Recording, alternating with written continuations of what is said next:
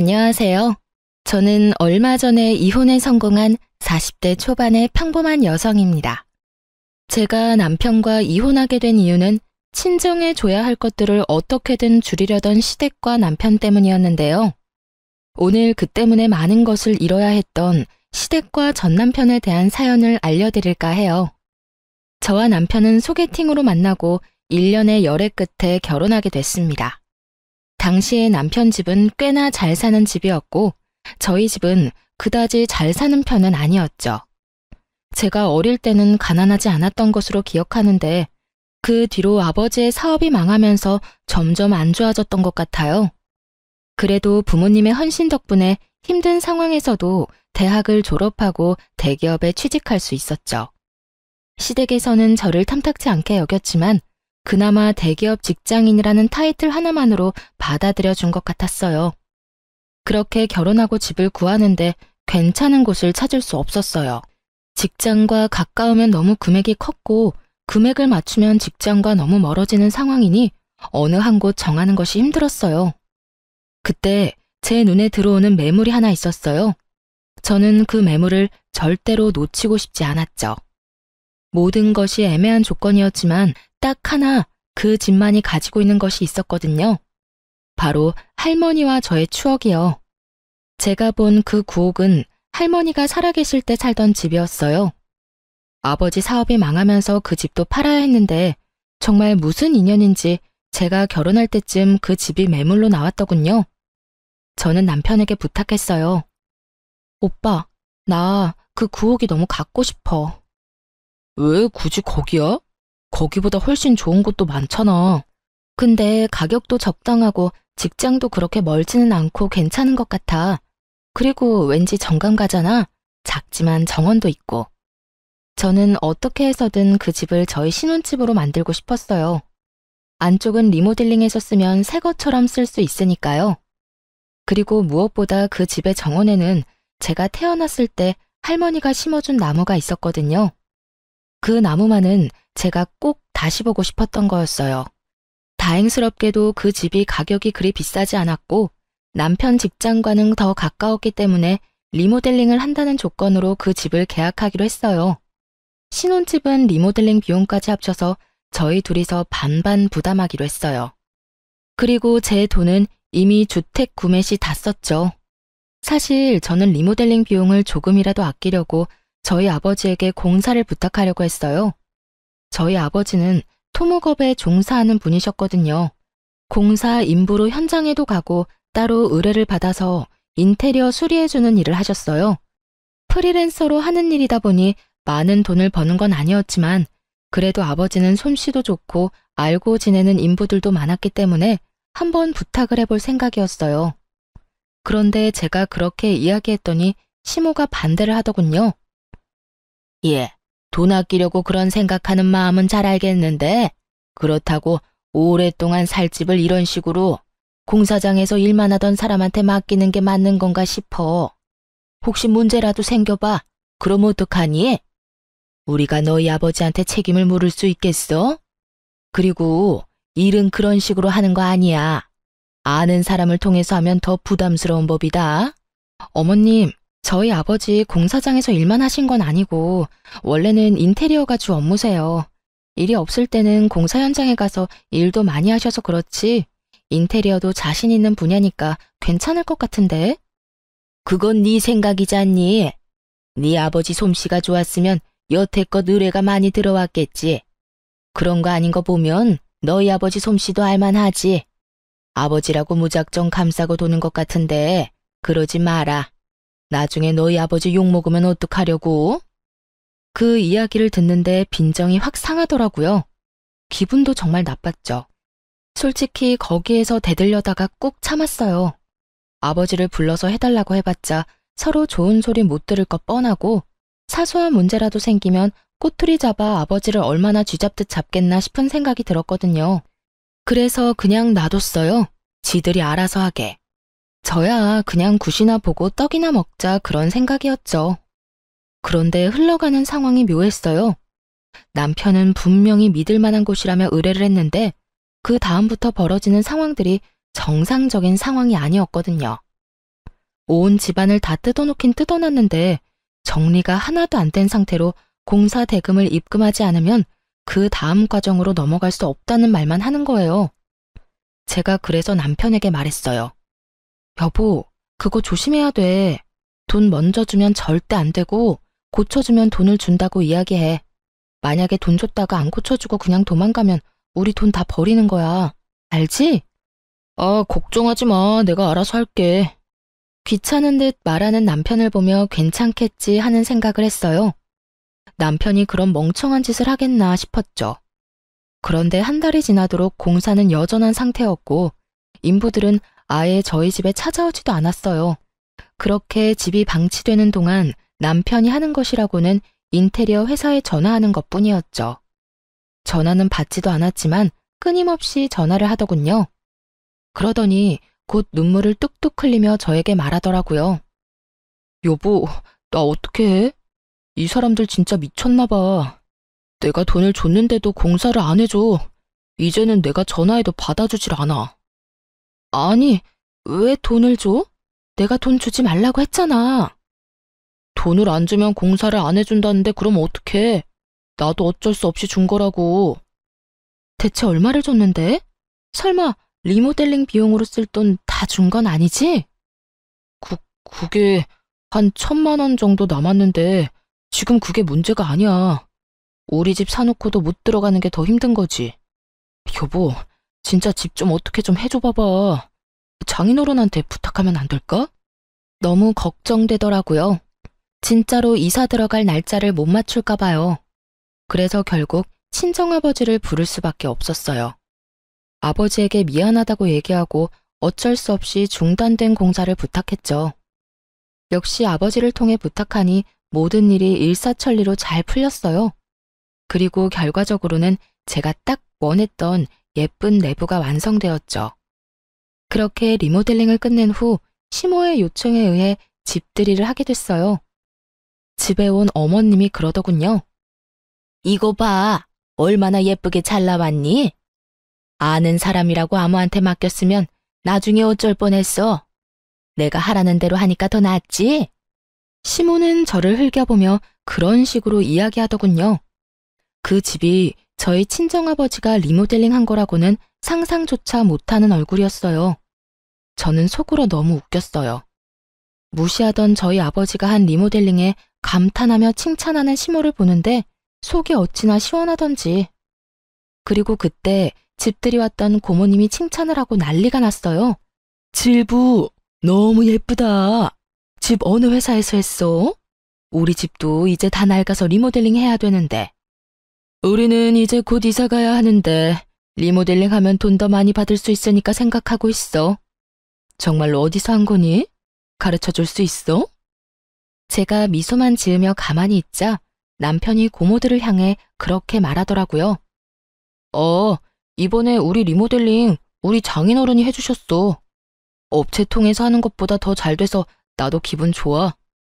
정말? 너무 좋겠다. 역시 아는 사람 통해서 하면 깔끔하고 좋다니까. 혹시 연락처 가르쳐 줄 수 있니? 우리 집도 어떻게 좀 안 될까? 친정아버지의 솜씨를 찬양하는 고모들을 보며 시모는 깜짝 놀란 듯 하더군요. 아무 소리도 못하고 그 사이에서 입만 꾹 다물고 있더라고요. 옳게, 사돈댁 연락처 좀 알려줄 수 없어? 이렇게 솜씨 좋은 사돈 소개도 안 시켜주고 너무하네. 우리 저번에 리모델링 해야 한다고 말한 적 있잖아. 그때라도 얘기 좀 해주지 그랬어? 그랬으면 여태껏 발품 파는 일 없었을 텐데. 그러게요. 저도 우리 사돈댁이 이렇게 능력이 좋은지 몰랐네요. 아니 며느리가 매번 겸손하게 이야기해서 나는 또 이렇게 출중한지 모르고 고모들 눈에도 예뻐 보이는가 보네요. 그래, 내가 딱 원하는 인테리어가 이런 거였어. 너무 젊지도 않고 너무 나이 들어 보이지도 않고 딱 감각적으로. 그렇죠? 걱정 마세요. 제가 사돈한테 잘 말해서 예쁘게 잘해달라고 말을 해놓을게요. 저희 아버지를 공사장에서 일하는 인부 정도라고 생각하며 무시하던 시모 입에서 결국 친정아버지 칭찬하는 말이 입 밖으로 술술 나오더군요. 속으로 정말 고소했거든요. 그렇게 무시하던 저희 아버지 진가를 당신 입으로 말하는 기분이 어떤가 묻고 싶을 정도로요. 그렇게 집들이가 끝나고 친척들이 모두 집으로 돌아갔어요. 그리고 본격적인 추궁 타임이 시작됐어요. 그 추궁의 주인공은 남편이었죠. 이게 어떻게 된 거야? 너 다른 업체 알아본다더니 왜 너희 장인어른한테 신세 졌니? 엄마, 그게 아니라 저도 상황이 좀 급해서. 남편이 아무 말도 못하고 우물쭈물하자 답답했던 시모가 저를 보며 물었어요. 너 설마 중간에서 너희 아버지한테 일 주자고 말한 거니? 그래서 너희 아버지가 리모델링 한 거야? 아니요. 저는 아버지에게 부탁한 적 없고 남편이 업체 찾아서 리모델링 하려고 했어요. 그런데 리모델링 업체가 사기꾼이었는지 집을 다 뜯어놓고는 돈만 홀라당 가져갔지 뭐예요? 제가 남편한테 돈 절대 입금하지 말라고 했는데 결국은 어머님한테 받은 돈 중에 1,000만 원만 남기고 싹 다 입금하는 바람에 그 사람들은 도망가고 집은 엉망진창이었어요. 업체는 나중에 찾아가니 아예 없는 주소고요. 그렇게 사기당했다며 울면서 저한테 부탁하는데 그럼 어떡해요? 저라도 뾰족한 수가 있는 건 아니잖아요. 그래서 아버지한테 부탁한 거예요. 다행히도 아버지가 깨끗하게 마무리해 주셨고요. 제 이야기를 듣는 내내 시모의 인상이 찡그려지더니 지끈거리는 이마를 부여잡고는 자기 아들에게 소리를 질렀어요. 너 미쳤어? 그 돈이 어떤 돈인데 사기꾼한테 돈을 줘? 일을 안 했는데 돈을 왜 줘? 너 진짜로 돈 다 날린 거야? 1,000만 원밖에 안 남은 거면 확실하냐고? 엄마, 아니, 나도 잘해보려고 그랬지. 돈 주면 잘해줄 것 같아서 그랬는데 그렇게 도망갈 줄 누가 알았겠냐고. 왜 몰라? 일도 안 하면서 돈 달라고 하는 놈은 사기꾼이지. 너 이런 정신머리로 사회생활은 어떻게 한 거야? 사기 안 당하고 여태까지 산 게 신기하다 이놈아. 엄마, 근데 지금 그렇게 중요한 게 아니야. 장인어른이 리모델링 해주셨는데 리모델링 비용이 없어서 지금 돈을 못 드리고 있어. 1,000만 원 먼저 드렸거든? 나머지는 엄마가 좀 어떻게 해주면 안 될까? 야, 엄마가 무슨 돈이 있어? 그리고 네가 사기당한 돈을 왜 나한테 와서 찾아? 엄마, 한 번만, 진짜 한 번만 부탁이야. 너 집 살 때도 엄마가 돈 빌려줬잖아. 그 돈 가져가고 이제 남는 거 없어.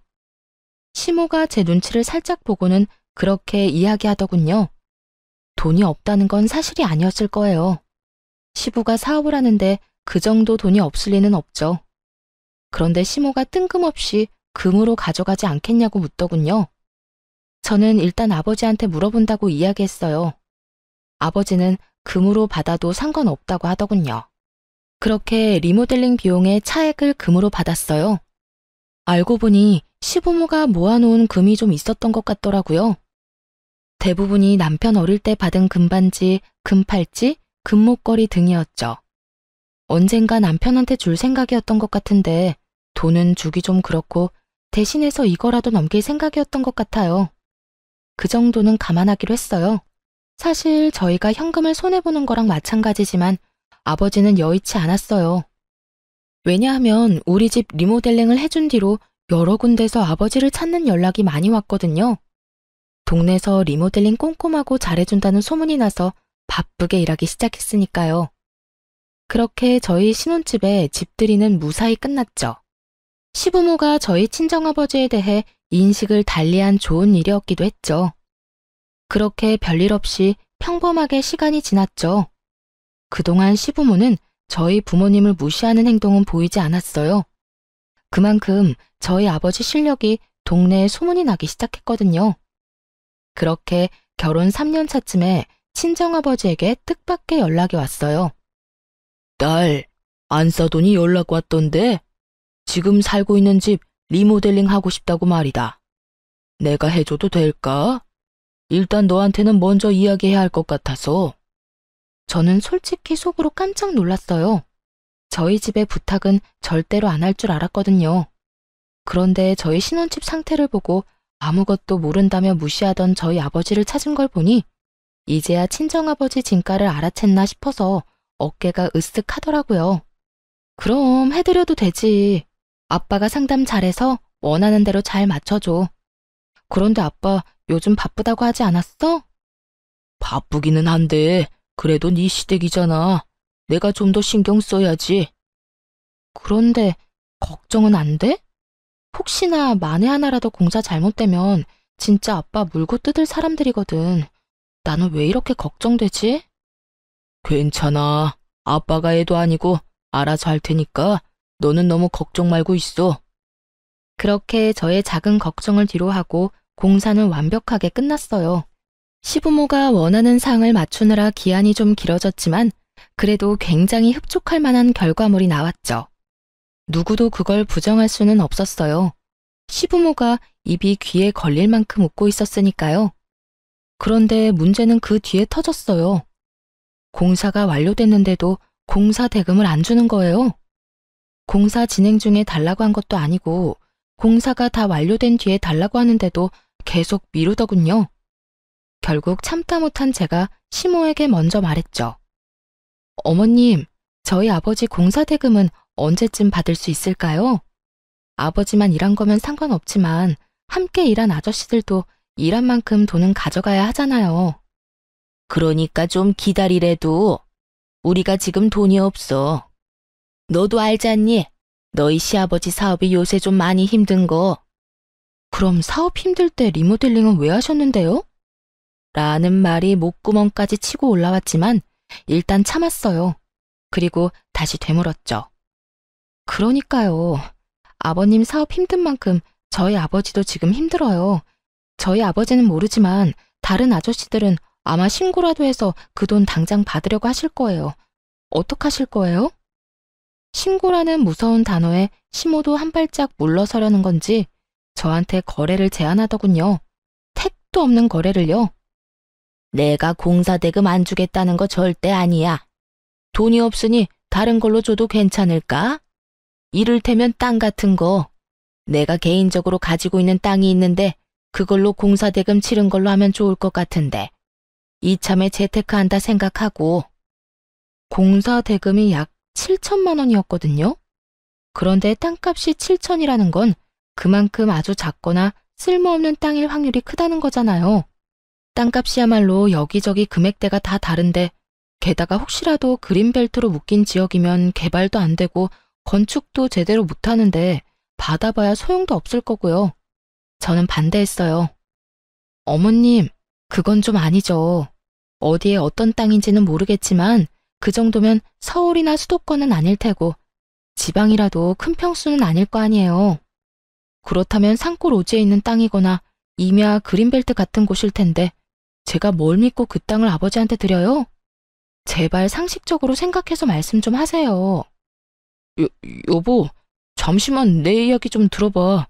내가 가봤는데 굉장히 괜찮은 땅이야. 강원도 깊은 곳에 있지만 경치도 좋고 진짜 나쁘지 않은 곳이라니까. 근처에 집도 몇 채 있어. 완전 오지는 아니고 전원주택 부지로도 좋고.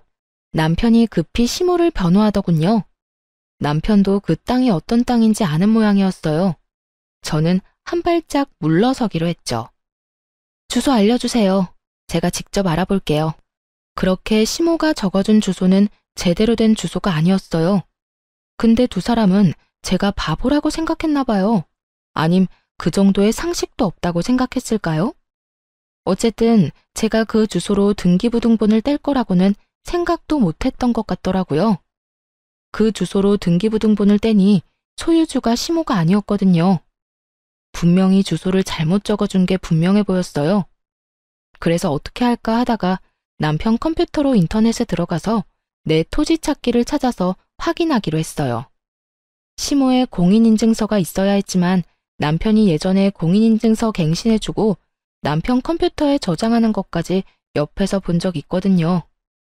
공인인증서 비번도 남편이 포스트잇으로 화면 옆에 딱 붙여놔서 바로 확인 가능했죠. 그렇게 시모 이름으로 된 땅을 하나 찾았는데 인터넷 지도로 확인해보고는 얼얼해진 뒷골을 어루만져야 했어요. 딱 봐도 강원도 산골 완전 오지인데다가 무엇보다 맹지였어요. 그 토지에 인접한 도로라고는 없었거든요.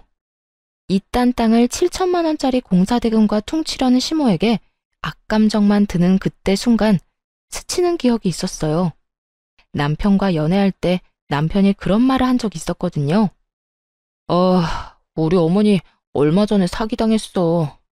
몇 년을 알고 지내던 분이었는데 엄마한테 좋은 땅 있다면서 같이 보러 가서는 다른 좋은 땅 보여주고 실제로는 도로도 없는 맹지를 팔았더라고. 그것 때문에 지금 집에서는 난리야. 엄마가 그 쓸모도 없는 땅을 1억을 넘게 주고 사는 바람에. 아이고, 너희 어머니 힘드시겠다. 원래 속이려고 작정하면 어쩔 수 없댔어. 몇 년을 알고 지내면서 밑밥 갈 줄 누가 알았겠어? 오늘 들어가서 어머니 잘 위로해드려. 정말 제 기억력에 찬사를 보내주고 싶었죠. 찰나에 거기까지 생각이 떠오르더라고요. 괘씸한 생각이 먼저 들었어요. 시부모가 힘들게 사는 거면 몰라도 작지만 자기 이름으로 된 회사가 있고 집도 있고 다 있는데 왜 저희한테 이런 짓을 하나 싶었죠. 정말 속으로 5만 가지 생각이 다 들었어요. 그리고 결론은 그거였어요. 아직도 우리 집을 무시하는구나. 그래서 공사대금을 온전히 주기 싫고 어떻게든 깎아내고 싶은 거구나. 그래도 지들이 싼 똥을 우리더러 치우도록 만드는 거구나.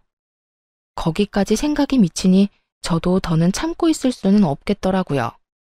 시댁으로 갔죠. 남편도 그쪽으로 오라고 했고요. 다들 모였을 때 제가 단도직입적으로 말했어요. 어머님이 주시겠다는 땅 제가 찾아봤어요. 산골 오지에 맹지던데요. 그런데 그거 예전에 부동산 사기당했을 때 뭣도 모르고 사신 땅 아니에요? 왜 그걸 저희한테 떠넘기려고 하시는 거예요? 저희가 그렇게 바보로 보여요?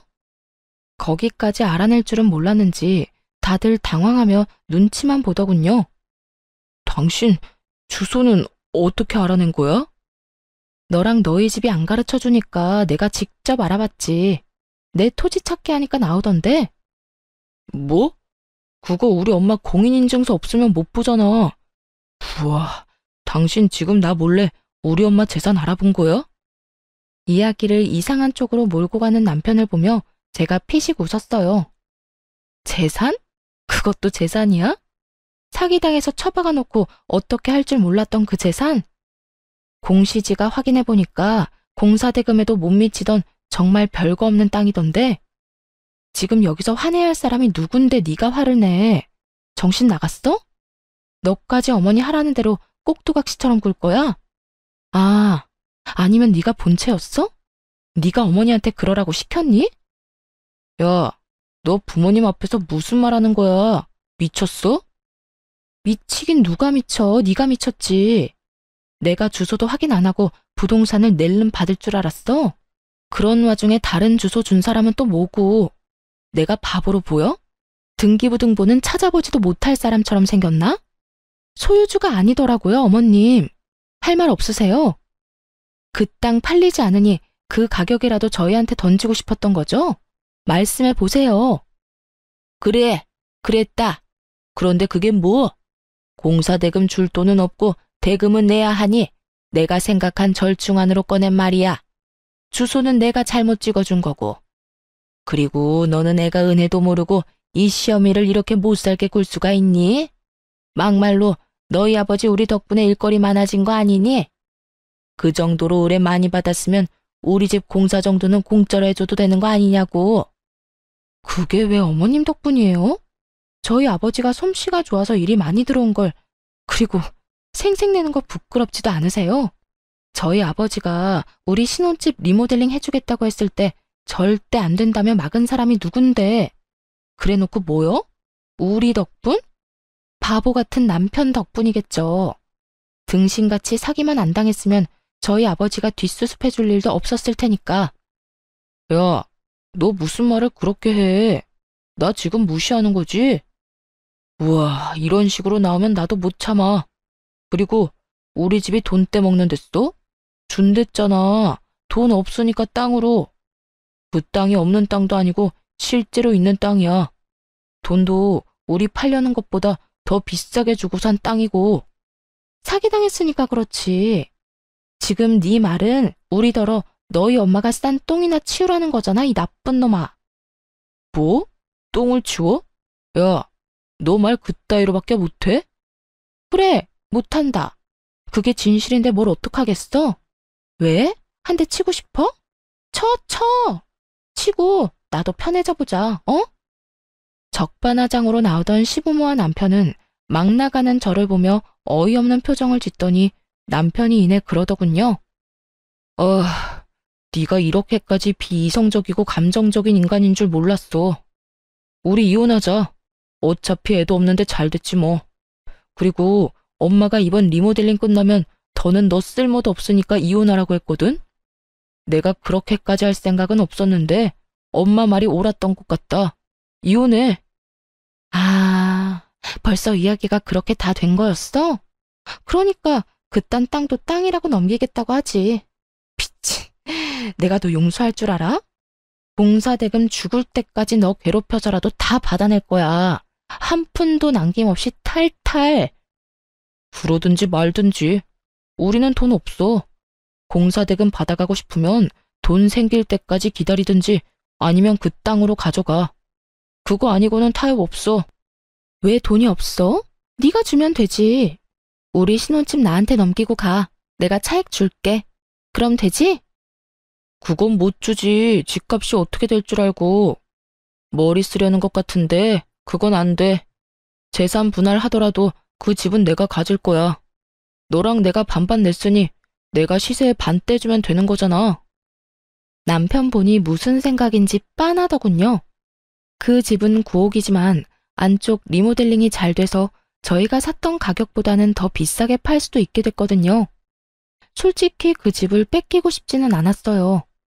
왜냐면 그 집이 예전에 저희 할머니가 살던 집이었고 제가 태어났을 때 심었던 나무가 그대로 자라고 있었거든요. 한 번 잃었던 걸 다시 되찾은 기분이었기에 이대로 놓치고 싶지는 않았지만 저 혼자 어떻게 할 수 있는 부분이 아니어서 일단 집은 내려놓기로 했어요. 객관적으로는 그렇게 좋은 집이 아니었거든요. 제가 애착을 지닌 집이기에 저에게는 좋은 집이었지만 다른 사람들 눈에도 그렇게 보일 정도는 아니었으니까요. 결국 그날의 대화는 이혼이라는 결론으로 끝났어요. 시댁에서 나와 거리를 떠돌던 제가 친정아버지에게 전화를 했어요.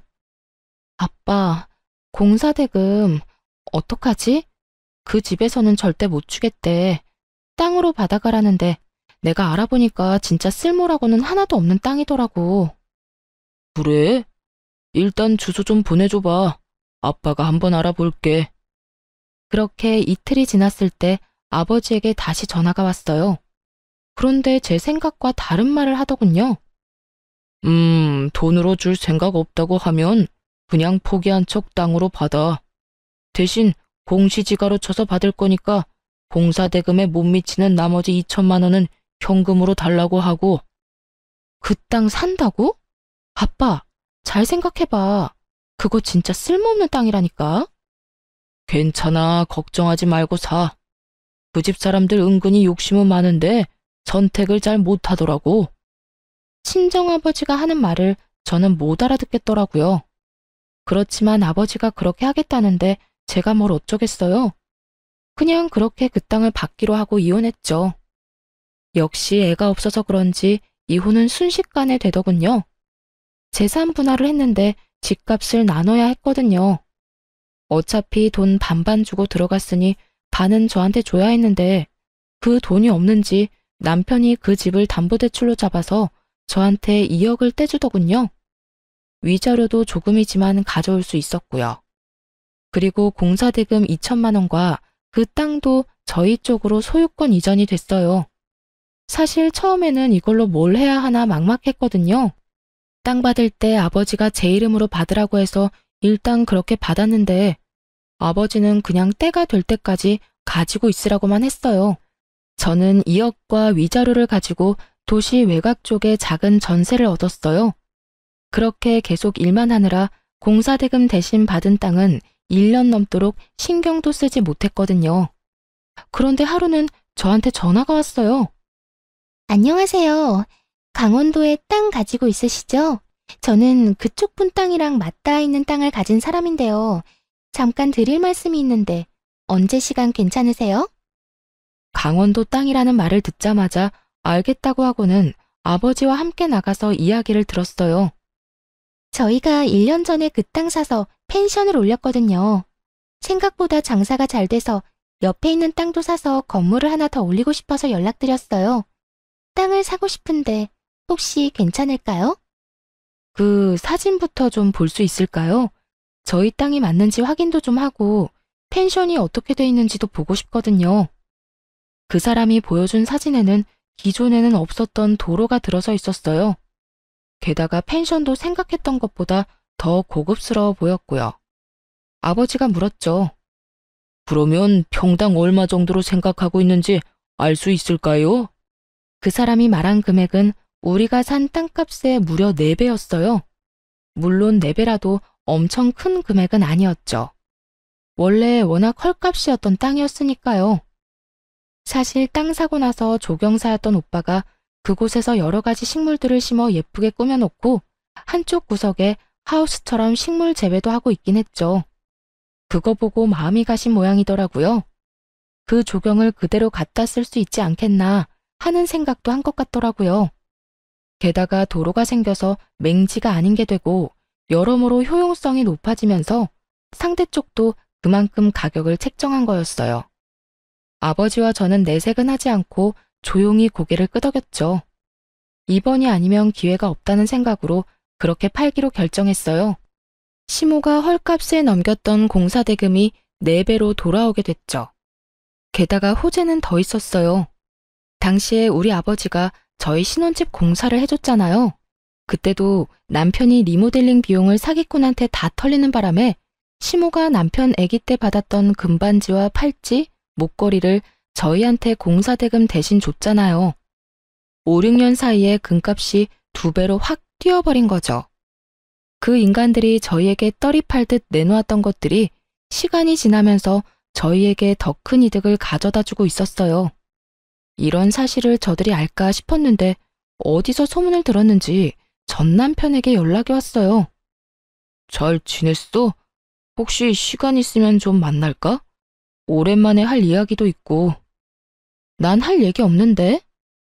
차갑게 끊어내는 제 말투에 전 남편이 당황한 듯 말하더군요. 엄마도 당신 얼굴 잠깐 보고 할 말 있다고 하셔서 너 바쁘면 우리가 너 있는 대로 갈게. 기분이 좀 묘했죠. 이렇게 끊어내려고 철벽치는데 여기까지 오겠다느니 내 사정에 무조건 맞추겠다는 저 느낌이 왠지 모르게 수상했거든요. 꼭 만나야 해?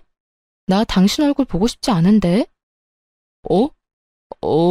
줄 것도 있으니까 만나야 하지 않을까? 뭔진 몰라도 준다는데 안 나갈 순 없었죠. 혹시 그 집에 뭘 두고 왔나 하는 생각까지 들었으니까요. 그래서 만나러 갔는데 대뜸 탁자 위에 올린 건 돈이었어요. 이거 뭐야? 이거 장인어른 당신 아버지가 우리 엄마네 공사해주고 받아야 했던 공사대금이야. 나 다 받았는데? 왜 돈을 또 줘? 이거 받고 그 땅 다시 돌려주면 안 될까? 저는 웃음이 피식 나오더라고요. 그 땅이 얼마나 유용해졌는지 이제야 그쪽 집안 귀에 들어간 게 분명해 보였어요. 옆에 앉은 시모 얼굴에 가짜 미소가 걸려있는 것만 봐도 그 땅이 얼마나 갖고 싶은지 눈에 보였죠. 저는 그 돈이 든 종이 가방으로 남편 쪽으로 밀었어요. 그 땅 소유권 이전된 지 1년 넘었고 얼마 전에 다른 사람한테 이미 팔았어. 그 옆에 펜션 한다는 집이 잘 돼서 부지 확장한다고 나한테 연락 왔던데 팔라고. 그래서 팔았어. 팔았다는 제 말에 시모와 전 남편이 자리에서 벌떡 일어나더니 저를 추궁하더군요. 너 미쳤니? 그걸 어떻게 팔 생각을 해? 뭐? 그걸 팔면 어떡해? 네가 뭔 상관이야. 내가 내 땅 판다는데. 너 나랑 이혼한 거 잊었어? 너랑 나는 엄연히 남남이라고. 돈값 못할 줄 알았더니 4배로 팔릴 줄 누가 알았겠어? 하긴 우리가 예쁘게 꾸며놓기도 했지. 그러니 돈을 그만큼 쳐준 게 아닐까 싶네. 4배? 이번에는 시모가 금액 이야기를 듣고 그 자리에 주르륵 주저앉더군요. 안 된다. 얘, 안 돼. 그 땅 다시 돌려줘, 응? 제발 돌려줘. 내가 그걸 얼마에 샀는데 내가 너한테 헐값에 넘긴 거야. 1억을 넘게 주고 산 땅을 왜 팔아? 돈이 되니까 팔았죠. 왜요? 우리한테 헐값에 넘길 때는 그런 생각 안 했나 봐요. 죽었다 깨어나도 저런 땅 가져갈 사람 없어 보였어요? 우리는 그때 분명히 돈 달라고 했어요, 돈. 그런데 그 돈 안 주고 사기당한 그 쓸모도 없던 땅 우리한테 후다닥 넘기려고 한 게 그쪽 분들이잖아요. 그때는 우리가 잘못 생각했지. 그 땅이 그렇게 돈이 많이 될 줄 알았겠니? 알았으면 나도 안 팔았어. 이제 우리 어쩌니? 그게 우리 희망이었는데. 지금 와서 돌려달라고 하면 제가 돌려줄 줄 알았어요? 진짜 웃기는 짬뽕들이시네요. 그 땅 떠넘기려고 헛짓거리 할 때는 언제고 이제 와서 후회하시는지? 그리고 제가 그 땅 가지고 있었어도 당신네들한테는 안 팔았을 거예요. 우리 엿먹으라고 뒤통수 치려던 인간들 뭘 믿고 땅을 팔아요? 전 남편과 시모가 망연자실한 표정으로 멍하니 쳐다만 보더군요. 돈 없다고 땅으로 가져가라고 할 때는 언제고 이제 와서 돌려달라며 돈을 가져오다니. 그때도 돈이 없던 게 아니었을 거예요. 지가 싼 똥 치우고 싶어서 우리한테 넘겼는데 그게 똥이 아니라 금이 됐다는 게 배 아팠던 거겠죠. 그러니 이제와 후회하고 울고불고 하는 거고요. 근데 땅값 올랐다는 소문은 어디서 듣고 왔대? 참 용하다 용해. 그거 듣고는 부랴부랴 돈 싸들고 온 거야? 정성은 갸륵한데 이미 버스 떠났으니까 손 흔들지 말고 집에 나가. 그 땅이 이렇게 될 줄 알았냐고. 금만 해도 그래. 금도 우리가 줬는데 그거 팔았어? 금값 더 오른다길래 두고 보는 중이야. 왜? 그것도 달라고? 그것도 계산 다 치른 건데. 제가 두 사람을 약올리는 동안 친정아버지에게 전화가 왔어요. 지금 그 두 사람과 함께 있다고 말하니 친정아버지가 무슨 일인지 스피커폰으로 연결해달라고 하더라고요. 그리고는 이렇게 말하셨죠. 아이고, 너무 고마운 분들이 딸이랑 만나고 있었네요. 그때 그 금이랑 땅이랑 넘겨줘서 이렇게 덕 보고 있습니다. 사람 일 한 치 앞도 모른다지만 이렇게 손수 우리한테 좋은 거 다 주실 줄 모르고 그때는 원망도 많이 했네요. 지금은 전혀 안 그래요. 고마운 마음밖에 없으니까요. 상큼하게 웃으며 불난집에 부채질하는 친정아버지 말에 시모는 그 자리에서 눈을 질끈 감아버리더군요. 결국 땅이 다 팔린 걸 알고 두 사람은 저를 째려보며 돈 들고 나가더군요. 그렇게 몇 달 뒤에 제가 살던 신혼집, 저희 할머니가 예전에 살던 그 집이 매물로 나온 것을 발견하게 됐어요. 시세보다 저렴하게 나온 걸 보니 급한 모양이더군요. 사실 집값이 많이 떨어진 시기였고 부동산 시장이 꽉 얼어붙은 때였거든요. 게다가 금리까지 높아지는 바람에 남편이 받은 담보대출 이자마저 올랐을 거예요. 그 담보대출을 갚기 힘드니 집을 내놓은 모양이었죠. 저한테 안 주고 비싼 값에 팔아먹을 생각이었던 것 같은데 대출이 더 많이 나가고 오히려 집값이 떨어져 버리니 발등에 불이 붙은 거였나 봐요. 저는 그 집을 사기로 했어요. 그리고 계약금을 먼저 지불했죠. 지불한 사람 이름은 오빠 이름이었거든요. 결국 계약한 사람이 저인지 눈치 못 챈 전 남편은 계약을 하러 부동산으로 왔더군요. 제가 부동산에 등장하니 전 남편이 저를 보고 깜짝 놀라더군요. 뭐야? 당신이 왜 여기 있어? 내가 계약하려는 사람이거든. 엄밀히 따지면 오빠와 내가 반반 내고 사기로 했어. 당신이 왜 여기에 있냐고. 그 집이 그렇게 갖고 싶었어? 그러고 보니 그렇네. 너 일부러 나 이렇게 놔뒀지? 네가 그 집 필요한 것처럼 욕심내는 모습 보이면 내가 오히려 더 이 쓸모도 없는 집에 집착할 거 알고 그래서 그랬지? 너 때문에 지금 내가 무슨 꼴인지 알아? 이자 올라서 대출금도 못 갚을 처지야. 그래놓고 이것까지 헐값에 가져가려고? 야, 너 미쳤어? 내가 줄 것 같아? 안 주면 그만이지. 왜 소리 지르고 난리야. 그리고 내가 뭘 어쨌는데? 우리가 왜 이혼한 건지는 알기나 하냐?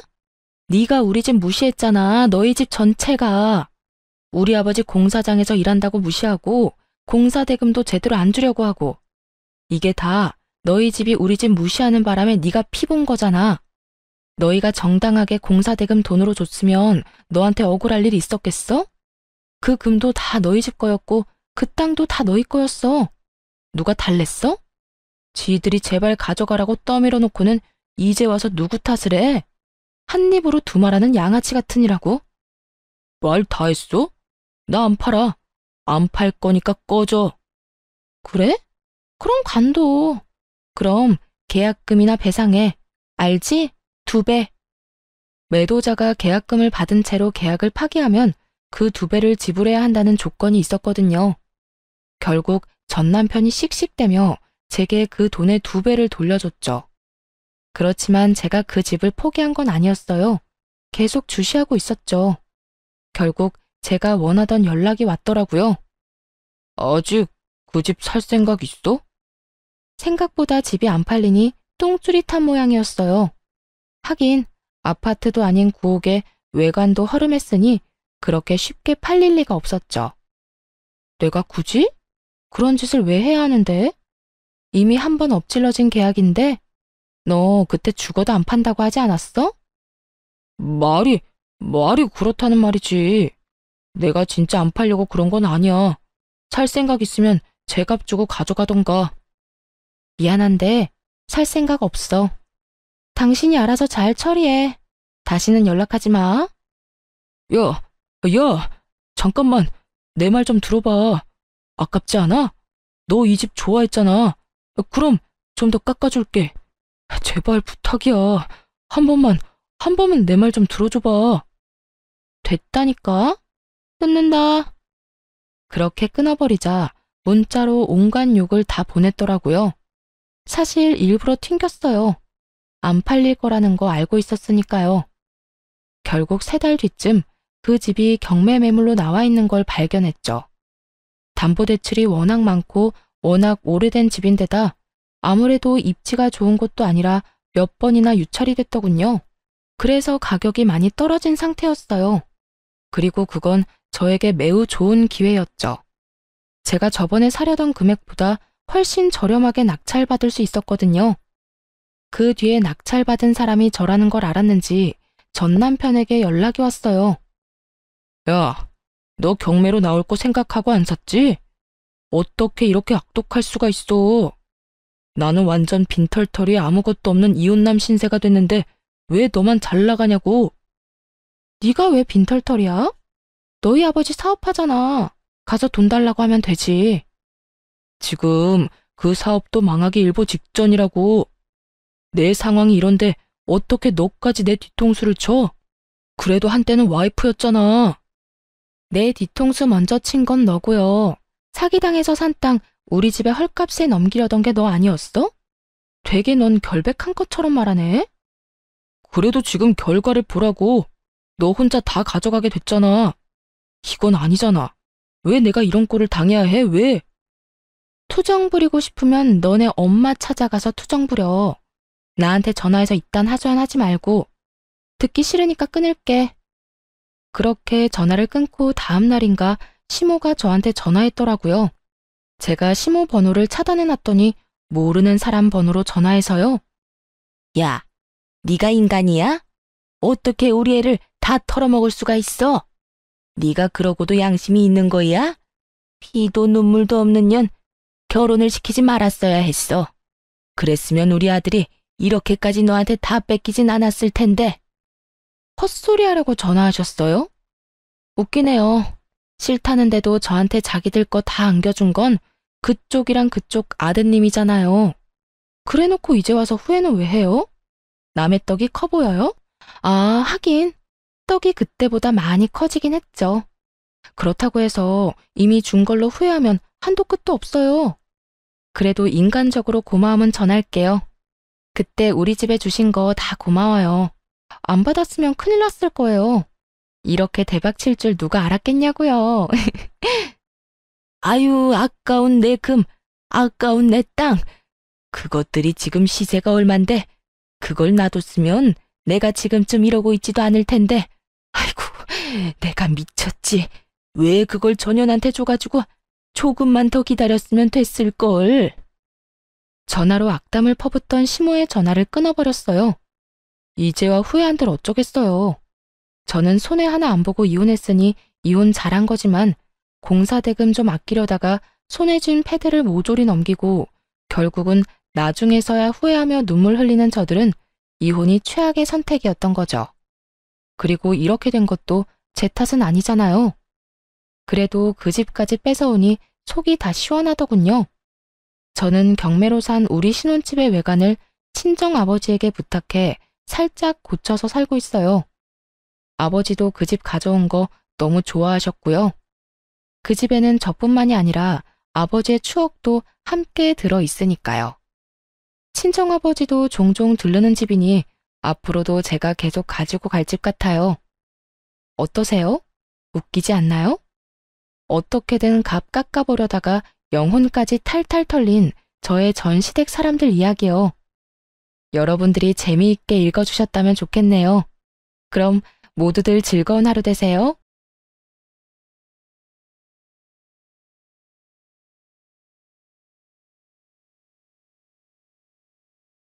안녕하세요. 저는 얼마 전 이혼에 성공한 30대 후반의 여성입니다. 저는 고부 갈등이라는 단어는 TV나 인터넷으로 접했지 실제로 그런 일이 심심치 않게 벌어진다는 걸 몰랐어요. 저는 다른 친구들보다 일찍 결혼한 편이었고 그런 고부 갈등에 대한 이야기는 그냥 과장돼서 떠들어대는 이야기인 줄 알았거든요. 주변에 겪은 사람이 없었으니까요. 그리고 요즘 같은 시기에 누가 그런 마인드를 갖고 있냐며 다들 괜찮을 거라 말해줬거든요. 제가 결혼하게 된 남편은 작은 가게를 운영하는 자영업자였어요. 저보다 나이가 4살 많았죠. 그리고 저는 평범한 회사원이었어요. 결혼은 무난했지만 결혼 후가 문제였어요. 결혼 전에는 방긋방긋 잘 웃기만 하던 시모가 결혼 후에는 단 한 번을 웃어주지 않았거든요. 신혼여행을 다녀온 후부터 고부 갈등은 시작되고 있었습니다. 시모는 사람을 괴롭히는데 일가견이 있는 사람이었어요. 그건 저와 비슷한 처지에 놓인 동서도 공감할 정도였죠. 특히 제삿날에는 본인 기준의 완벽을 요하는 사람이었어요. 그런 주제에 손 하나 깜빡 안 하고 턱끝, 입으로만 사람을 부리는 스타일이었죠. 그날도 평소와 다름없이 시모가 마음껏 두 며느리를 괴롭히던 제삿날 중에 하루였어요. 예, 막걸리가 떨어졌구나. 가서 막걸리 좀 사와라. 미리 올 때 사오지 그랬어. 혹 제사 지내기 직전에 이렇게 없어서 발 동동 굴러야겠니? 네가 야무졌으면 고생할 일도 없는데 머리가 모자라면 손발이 고생한다는 말이 괜히 나온 말이 아니야. 제가 일부러 막걸리를 안 사온 것도 아니었어요. 남편이 나중에 사도 된다며 중간에 마트에 들리는 걸 거절한 탓이 더 크죠. 그 말을 하려다 남편을 슬쩍 보니 모르는 척하길래 저도 입 꾹 닫았어요. 그런 말하면 고자질한다며 잔소리 시간이 2배로 늘 테니 그 상황은 피하고 싶었거든요. 저는 시모 말에 아무 대답도 없이 지갑과 폰만 챙겨가지고 밖으로 나갔어요. 그러자 뒤에서 한마디 하더군요. 아유, 뭐 저런 게 다 있어? 심부름을 시켰으면 나갈 때 네 하고 대답이나 하고 가던지. 대답 없이 물건만 쏙 챙겨가지고 기분 나쁘다는 표정 가득 짓는 거 보니 안 되겠다 안 되겠어. 어디 며느리가 돼서 집안 제사에 저런 표정을 짓는 거야? 나 젊었을 때면 회초리를 맞아도 모자랐을 거야. 안 들리는 척하면 속 편할 거라는 생각으로 밖으로 나갔어요. 마트로 가는 내내 막걸리 하나 때문에 이렇게 욕먹을 일인가 생각이 들었죠. 그 자리에서 한바탕 뒤집어도 됐었지만 제사만 지내면 집에 가잖아요. 집에 가서 쉬고 싶다 그 생각밖에 없었거든요. 그래서 참았던 거예요. 그렇게 마트에 들어갔는데 세상에 그날따라 제삿날 사야 하는 막걸리가 뚝 떨어졌더군요. 딱 그 브랜드만 썼거든요. 왜 그 브랜드만 쓰는지는 몰랐지만 앞뒤 설명도 없이 그것만 사오라고 했기에 그 브랜드만 샀는데 그게 없으니 어쩔 수 없이 그 옆에 있던 다른 브랜드를 사야 했어요. 혹시 몰라 또 다른 브랜드 한 명을 더 사서 시댁으로 갔죠. 시모는 막걸리 봉지를 휙 가져가 신경질적으로 열어보더니 새든 비명을 내지르더군요. 야, 너 이게 뭐 하는 짓이야? 넌 그렇게 제사를 자주 지냈는데 너희 시아버지 마시는 막걸리 이름도 몰라? 지금 몇 년째 네가 맏며느리로 일하는데 어떻게 다른 막걸리를 가져올 수가 있어? 너 지금 우리 집 무시하니? 어머님, 갔더니 그 브랜드 막걸리만 다 떨어져서 안 팔더라고요. 시간이 좀 늦어서 다른 곳 돌아볼 여유도 없었고요. 그래서 다른 브랜드 사왔는데 오늘만 그걸로 사용하면 안 될까요? 너 그걸 말이라고 하니? 정말 어이가 없어서. 이딴 식으로 제사 지낼 거면 오지 마. 얼마나 기분이 더러운지 알기나 해? 제사라는 건 정성이야. 그런데 이딴 정신머리로 제사상 차리는 거 부끄럽지 않니? 으이, 내가 죽어서도 이럴 거 눈에 뻔히 보이니 내 속이 다 탄다. 솔직히 말해봐. 우리한테 이럴 거면 우리 아들이랑 결혼은 왜 했어? 막걸리 한 병에 이런 수많은 이야기를 들을 줄은 상상도 못했어요. 산 사람 취향 맞추는 것도 아니고 죽은 사람 제사 지낼 때 쓰는 술인데요. 이 술이나 저 술이나 똑같지 뭐가 그렇게 시시콜콜 따져야 하는 게 많은지 제가 가만히 있으니 더 폭주해서 난리가 나더군요. 잘난 너의 부모님이 그렇게 하라고 시켰니? 응? 너희는 대충 아무거나 그런 식으로 하라고 배웠어? 세상에, 이래서 가정교육이 중요한 거야. 너희 시아버지 돌아가셨다고 중요하지 않다고 여기는 것 자체가 예의 없고 경우 없는 짓이지. 그리고 둘째 며느리, 너도 마찬가지야. 너도 잘하는 거 하나도 없어. 손끝이 왜 그렇게 야무지지 못하니? 네 집안 사정도 우리가 잘 알고 있다만 그래도 이건 너무하지. 남의 집 제사 망쳐놓고 또 그러겠지. 우리도 우리 집에서는 귀한 딸이에요. 귀한 딸은 웃기고 있네. 그딴 식으로 할 거면 우리 집에서 당장 나가. 나도 이런 식으로 개념 없는 애들이랑 같이 지내고 싶은 생각 요만큼도 없으니까. 아주 말로 사람을 잡더군요. 보자 하고 있으니 사람이 보자기로 보였는지 아주 할 말 안 할 말 입 밖으로 다 꺼내고 있더라고요. 그렇게 시모가 두 며느리를 잡는 동안 두 아들들은 아무것도 들리지 않는 척, 아무것도 보이지 않는 척 거실에 앉아 TV만 보고 있더군요. 부모님 이야기까지 나오니 저도 참을 생각은 없었어요. 그리고 언젠가 한 번은 터뜨려야 될 일이라고 생각했거든요. 사람이 무엇을 시키려면 그것이 왜 중요한지, 왜 그렇게 해야 하는지 정도는 같이 가르쳐주는 게 상식이고, 막걸리 브랜드가 그렇게 중요했다면 그냥 가자는 남편 머리통을 쥐어 박아서라도 다른 마트까지 가서 가게를 탈탈 털어서 그걸 사왔을 거예요. 지 아들놈도 아무렇지도 않게 생각하는 막걸리를 왜 며느리들이 신경 써야 하는 거죠? 어머님, 그게 그렇게 중요한 거였으면 저한테 미리 말씀해 주시지 그러셨어요. 제가 여기 올 때 남편한테 마트 들러달라고 얘기했는데 당장 집 많다고 안 들리더라고요. 나중에 사오면 된다고 그냥 여기로 와버렸거든요.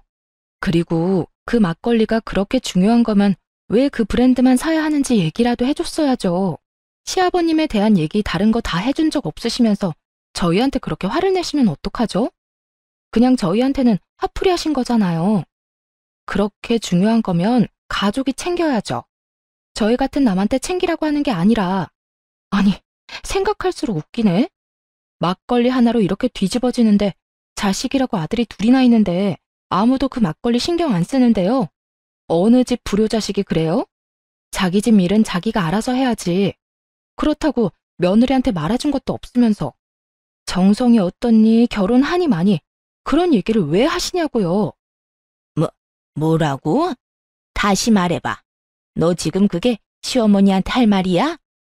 그럼 어머님이 하신 말은 며느리한테 할 수 있는 말이라고 생각하세요? 아니, 같은 인간한테 할 수 있는 말이라고 생각하시냐고요. 누가 들어도 무시하고 짜증내고 화내고 분풀이인데 그걸 왜 제가 들어야 돼요? 그걸 왜 동서가 듣고 있어요? 그렇게 중요한 제사면 어머님이 혼자 준비하세요. 며느리들 보듬어가며 가르치고 알려줘도 모자랄 판에 자기 원하는 대로 안 했다고 화만 내고 있으니 누가 어머님 장단에 맞춰주겠어요? 안 그래요? 그럴 거면 아들들 데리고 제사 지내어 속 편하시도록. 저는 많이 참는 편이긴 하지만 그렇다고 해야 할 말을 하지 않는 스타일은 아니었어요. 내성적이지는 않았죠. 다만 말을 뱉고 나면 관계를 되돌릴 수 없다는 걸 확실하게 알고 있었기 때문에 정말 관계를 개선하기 위해서 필요한 경우가 아니면 절대로 남에게 아쉬운 소리를 한 적이 없어요. 그런 제가 거의 막말에 가까운 말을 퍼부으며 시모에게 따박따박 말대꾸하는 제 모습을 보고 그들도 놀랐던 것 같아요. 그제야 슬금슬금 남편이 저한테 와서 그러더군요. 여보, 왜 그래? 왜 그렇게 화가 났어? 빨리 엄마한테 사과드려. 그렇게 큰 소리 낼 일 아니잖아. 그냥 죄송하다고 하고 넘어가면 될 일을. 죄송하다고 하고 넘어가면 될 일이라고? 이게? 그래, 당신은 그렇겠지. 그러면 앞으로 당신이 제사 지내, 난 못 지내겠으니까. 입 있으면 말해봐. 내가 막걸리 사자고 했을 때 당신 뭐라 그랬는데? 그래놓고 어머님한테 내가 한 소리 들을 때 옆에 짜져가지고 한마디도 못했지? 그건 뭐야? 나더러 어머니 감정 쓰레기통 해주란 말이잖아. 내가 왜 그런 짓을 해? 그리고 당신도 그러는 거 아니야. 사람 앞에 두고 아닌 건 아니라고 얘기해줘야 되는 거지. 어머님이 나 혼낸다고 그 모든 게 당연한 것이라고 생각하고 그런 식으로 행동하는 거 나 기분 더럽거든? 당분간 제삿날에 나 찾지 마. 들으셨죠, 어머님? 제삿날에 저는 안 올 테니까 찾지 마세요. 사랑하는 두 아들이랑 잘 해보시던가요. 귀하지도 않고 결혼시킬 마음도 없었던 며느리한테 시키지 마시고요. 기분 나쁘게 왜 그래요? 시켜도 기분 더러우면 안 시키는 게 맞지. 그러니까 부르지 마세요. 네? 저는 그렇게 말하고 택시 타고 집에 와버렸어요. 화가 머리 끝까지 났죠. 게다가 부모 걸고 넘어지는 건 상식적으로 이해가 안 가잖아요. 그렇게 시모와 싸운 뒤 다음 제삿날이 다가오더군요. 그래서 몰래 동서에게 연락했어요. 동서, 몸은 좀 어때? 많이 안 좋지? 임신 초기에는 원래 많이 힘들잖아. 아, 형님, 그렇지 않아도 저번에 유산 한 번 하고 난 뒤라 걱정이 많아요. 게다가 요새 피비침도 심해서 누워있으면 괜찮은데 움직이기만 하면 몸이 안 좋으니 걱정이네요. 이번 제사는 어떻게 해야 할지. 형님은 진짜 안 오실 거예요? 나 안 가. 그쪽도 며느리 소중한 건 알아야 하지 않겠어? 몸이 너무 안 좋으면 병원 가서 진료 한번 받아봐. 유산한 적 있으면 유산 방지 주사 같은 것도 있을걸? 그리고 이번 제사는 쉬는 게 좋지 않을까? 나도 없는데 그 마귀알몸 잔소리 다 듣고 있으면 진짜 제정신으로는 못 버틸 거야. 몸이 안 좋은데 굳이 더 아프게 할 필요는 없잖아. 서방님한테 잘 말해봐. 알았지? 동서가 알겠다고 하더군요. 그리고 제사 당일에 병원에 다녀온 동서가 시모에게 전화를 한 모양이었어요. 유산 증후가 보여서 못 가겠다고요. 상황이 이쯤 되니 시모도 동서를 닥달할 수는 없었죠.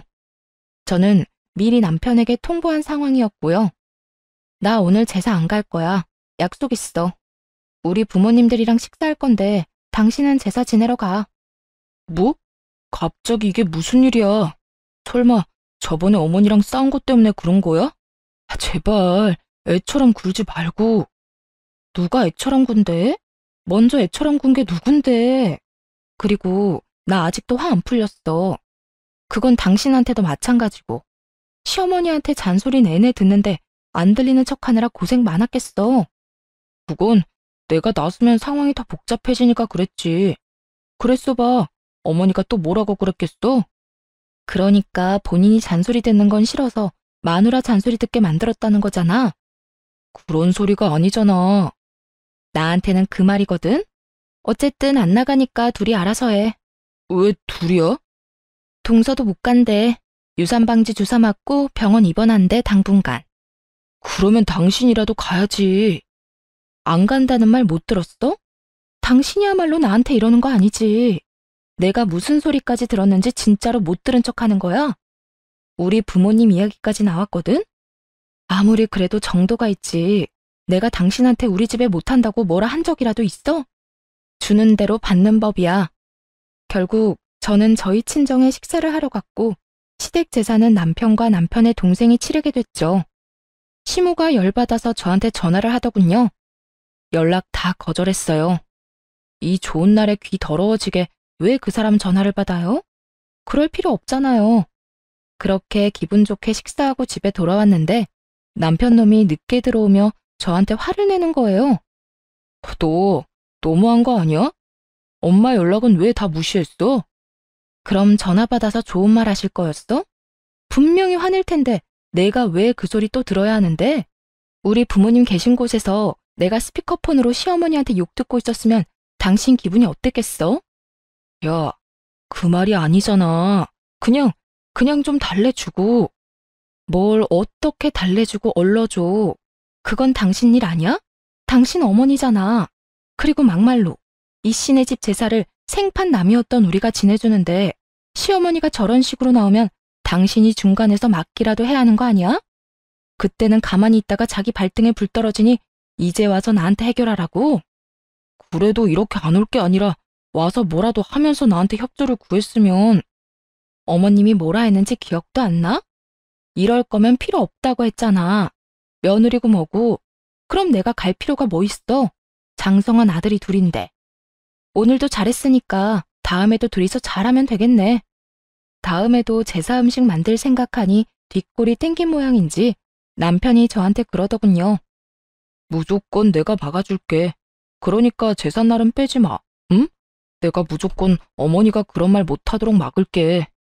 남편의 시도가 잘 먹혔는지 시댁에 가서 시모가 나쁜 말이라도 할라치면 두 남편들이 적극적으로 시모를 말렸어요. 대놓고 아내를 편드는 건 아니었지만 그래도 신용이라도 하는 건 마음에 들었죠. 그리고 그런 분위기가 지속되니 시모도 분위기 보고는 서서히 잠잠해지더군요. 아들들이 잡혀 산다는 걸 눈치를 챈 모양이더라고요. 그렇게 시모와의 일이 어느 정도 마무리가 됐어요. 이제는 좀 편할 줄 알았던 제 앞날에 다시 먹구름이 낀 건 그로부터 2년 정도 지났을 때였어요. 그전까지는 시모와 부딪힐 일 자체가 없어서 괜찮았는데 이번에는 남편에게 문제가 생긴 거예요. 여보, 이번 달 생활비가 안 들어왔는데 혹시 좀 더 기다려야 해? 어? 생활비. 요새 가게가 힘들어서 당분간만 당신 돈으로 생활비 해결 좀 해주면 안 될까? 가게 일 풀리면 다 갚을 테니까. 혹시 가게 많이 안 좋아? 무슨 문제라도 있는 거야? 그런 거 아니야. 요즘 가게 운영하는데 돈이 좀 많이 들어. 고장나는 기계도 많고 갑자기 목돈도 좀 나갔고. 매출은 그만큼 안 되는데 계속 돈만 나가니까 빚을 좀 졌어. 당신한테 말도 없이 미안해. 괜찮아. 가게 일이잖아. 당분간 생활비 걱정은 하지 마. 내가 내 월급으로 알아서 해결할 테니까. 너무 걱정하지 말고 가게나 잘 돌봐. 빨리 정상으로 돌아와야 안정되지. 그렇게 말하고 저는 남편을 위로해줬어요. 걱정이 돼서 그날 저녁부터 식사에 신경을 많이 썼어요. 남편이 좋아하는 반찬부터 시작해서 기력에 좋은 장어와 소고기, 전복 같은 걸로 요리도 꼬박꼬박 해다 먹였어요. 제 월급으로 생활비도 해결했죠. 그런데 그런 제게 청천벽력 같은 상황이 벌어졌어요. 그날은 남편이 저 대신 시댁에 간 날이었어요. 제가 시모와 마주하고 싶지 않다고 했더니 남편이 저 대신 시모가 부르면 가는 날이 많았거든요. 뭐 시모가 저한테서 아들을 뺏고 싶어서 자주 부른다는 것 정도는 예상했지만 이 시기에는 생각보다 자주 불려갔어요. 그런데 남편이 시댁에 가 있는 동안 남편 노트북으로 확인할 것이 있어 들어갔다가 말도 안 되는 메시저 내용을 확인하게 된 거예요. 남편이 누군가에게 문의를 한 내용이었는데 그게 충전과 관련한 내용이더라고요. 그런데 게임이니 카지노니 이런 말이 들어가 있는 걸 보니 아무리 문외한인 제가 보더라도 이게 사이버 도박이라는 건 모를 수가 없겠더라고요. 그걸 보는데 손이 덜덜 떨리는 것이 와, 그때 생각하면 아직도 머리가 새하얘져요. 사실 저희 삼촌 중에 한 명이 도박하셨던 분이 있었거든요. 할머니 댁을 완전히 풍비박산을 낸 그분은 나머지 가족들에게도 들러붙어서 도박 자금을 마련하려고 했죠. 그때 부모님도 그 삼촌 때문에 고생을 많이 해서 도박이라면 치를 떠시거든요. 그런데 사위가 도박을 한다는 이야기를 들으면 어떻게 나올지 상상도 안 되더군요.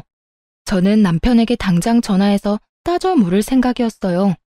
그런데 제 폰이 먼저 울리더군요. 상대방은 시모였어요. 네, 어머님. 넌 도대체 어떻게 된 애니? 네 남편이 이렇게 아픈데도 아무것도 모를 수가 있어. 갑자기 그게 무슨 말씀이세요? 오늘 첫째랑 식사하러 왔다가 속이 안 좋다고 해서 병원에 들렀더니 간에 문제가 있다고 하잖아. 간경화란다. 너 아침밥도 안 먹이지? 밥도 제때 안 해주는 거지? 이것 봐. 내가 언젠간 너 이럴 줄 알았어. 도대체 어떻게 생활하길래 우리 귀한 아들이 아파? 밥도 안 주니? 일만 시켜? 돈 버는 기계로 보고 그러는 거냐고. 결혼을 잘못 시킨 거야. 너랑 결혼한 뒤로 애 몸이 이렇게 아프잖아. 그 말을 듣는데 순식간에 화가 나더군요. 그 귀한 자식이 사이버 도박을 하는 줄도 모르고 아프다는 이유만으로 며느리한테 모든 게 네 탓이라고 말하는 시무를 보니 어이도 없고 짜증도 났어요. 저랑 결혼한 지 이제 4년이에요. 4년 데리고 살았다고 몸이 망가져요?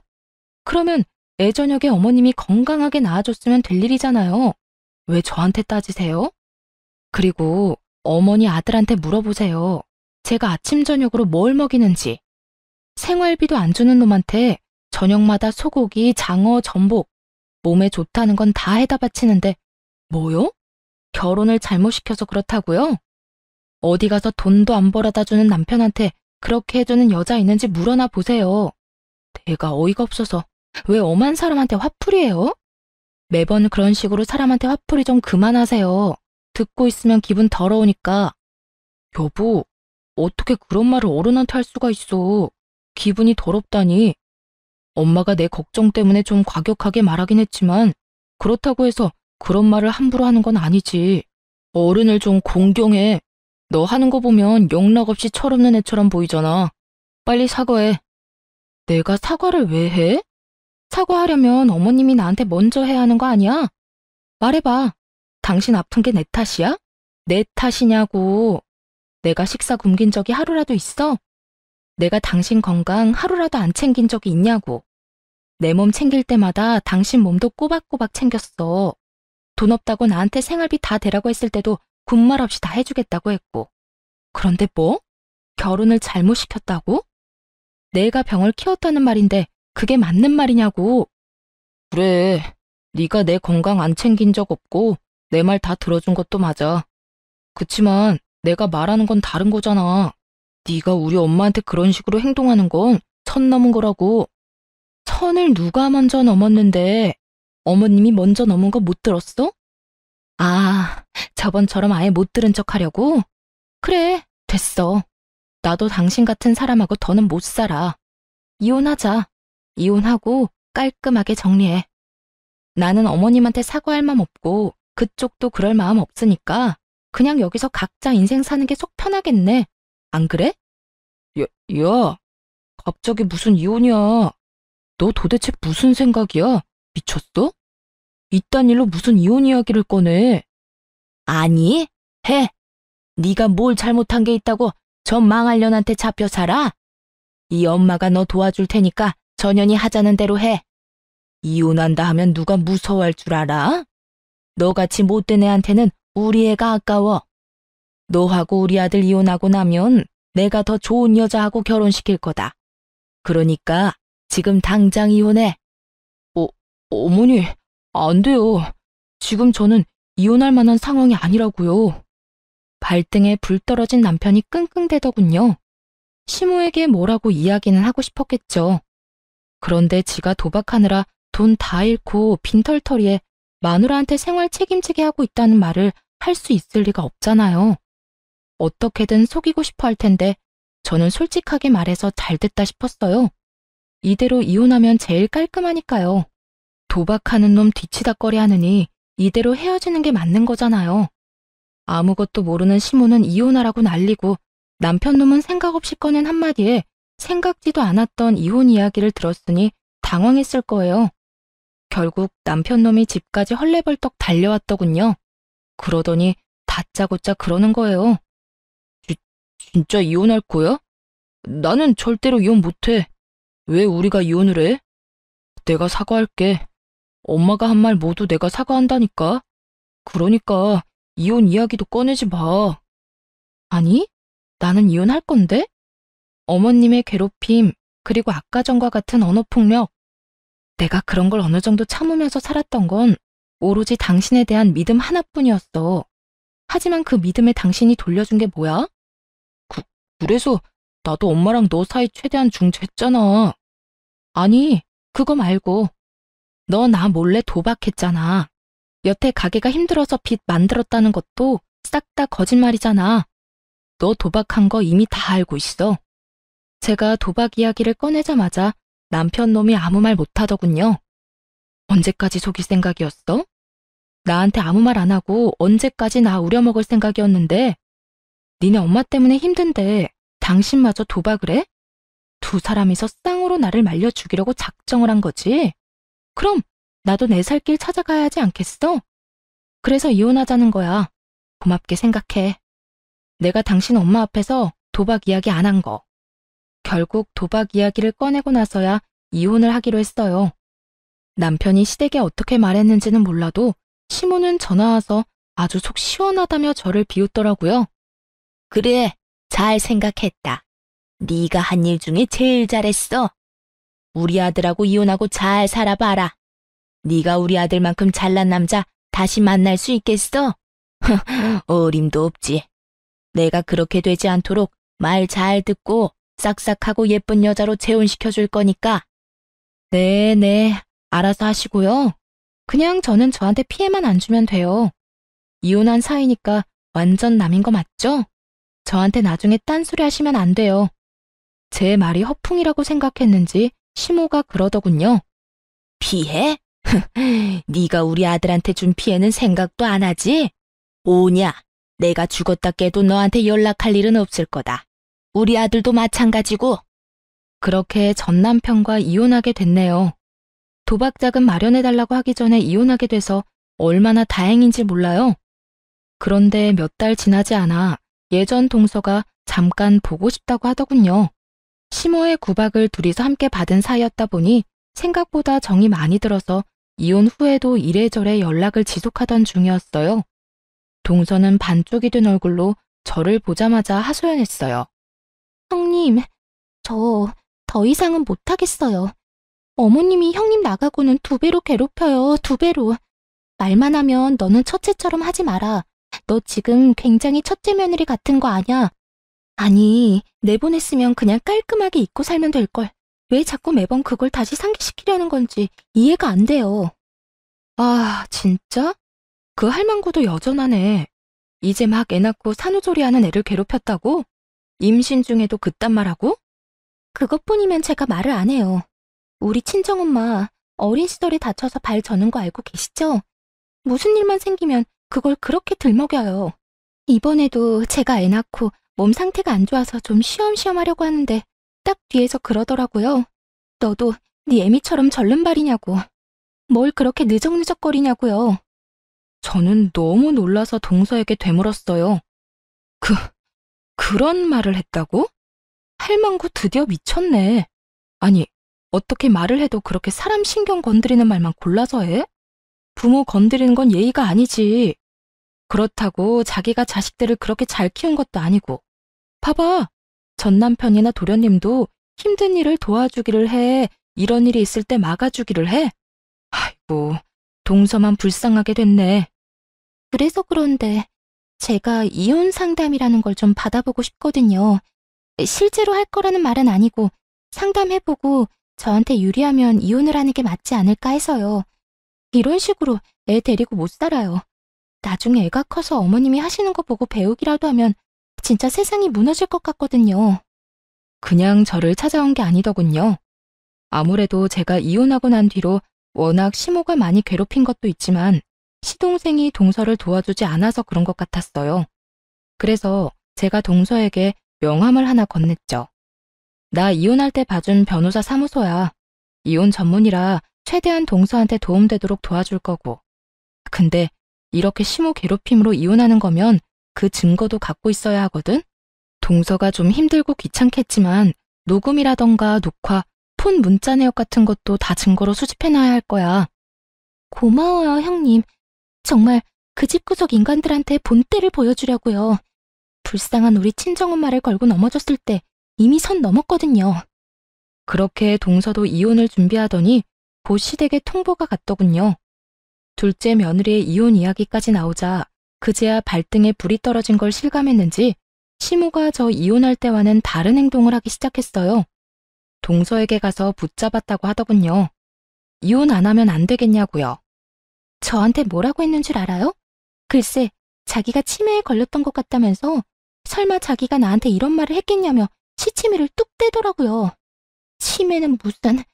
제삿날을 하루도 안 빼먹고 기억하는 양반이 치매 걸렸다고 우기는데 진짜 어이가 없더라고요.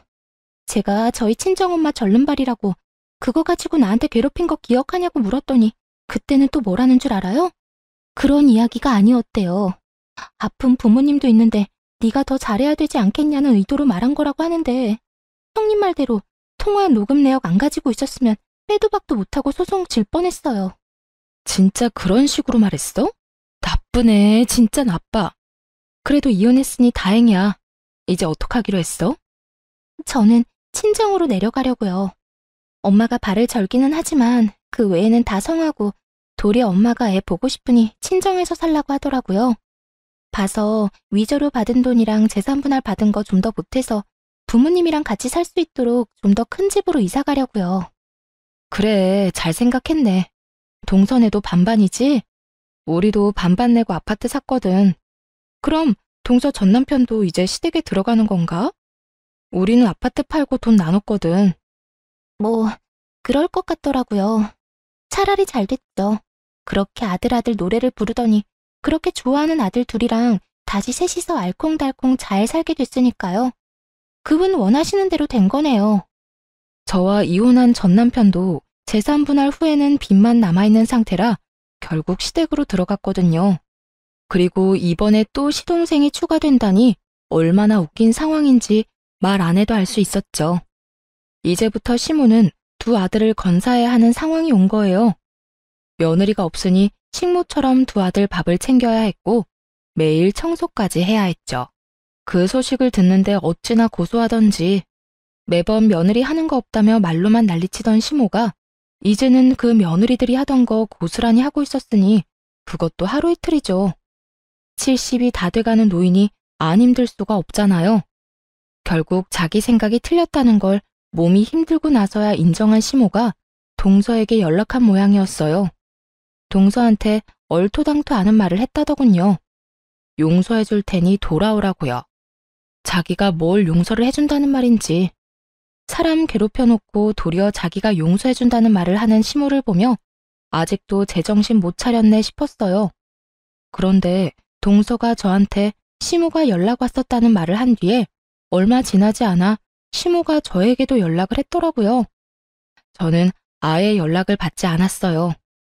마지막에 저한테 연락하지 말라고 했을 때 죽었다 깨어나도 연락할 일 없다며 큰 소리 뻥뻥 친 게 시모였잖아요. 그래서 저는 시모 연락 자체를 받지 않았죠. 그리고 문자 남겼어요. 전화하지 마시라고 할 말 없다고 말이죠. 아주 칼같이 끊어냈더니 더 이상은 아무런 연락이 없었어요. 결국 체념했는지 다 큰 두 아들 뒤치다거리나 하며 살고 있다고 들었어요. 그래도 도박쟁이 첫째 아들이 제정신은 차렸나 보다 싶었던 그때 드디어 폭탄이 시댁으로 날아갔더라고요. 저도 폭탄이 시댁에 떨어진 줄은 몰랐는데 다짜고짜 시모가 찾아오게 되면서 알게 됐어요. 야, 네가 우리 아들 돈 가로챘지? 우리 아들한테 돈 빌리라고 해놓고 빚 만들었잖아. 이 나쁜 년, 당장 안 나와?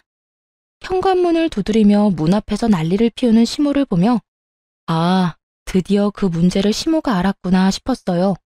그런데 이번에도 또 제 탓을 하더군요. 이혼한 지 1년이 다 되어 가는데 말이죠. 저도 열받아서 문을 확 열었어요. 문 앞에 기대서 문을 두드리던 시모 몸이 뒤로 확 밀렸죠. 야! 죽일년, 네가 그랬지? 우리 아들한테 무슨 짓 했어? 이혼하기 전에 돈 다 빼먹고 애한테 빚만 남겨? 오냐?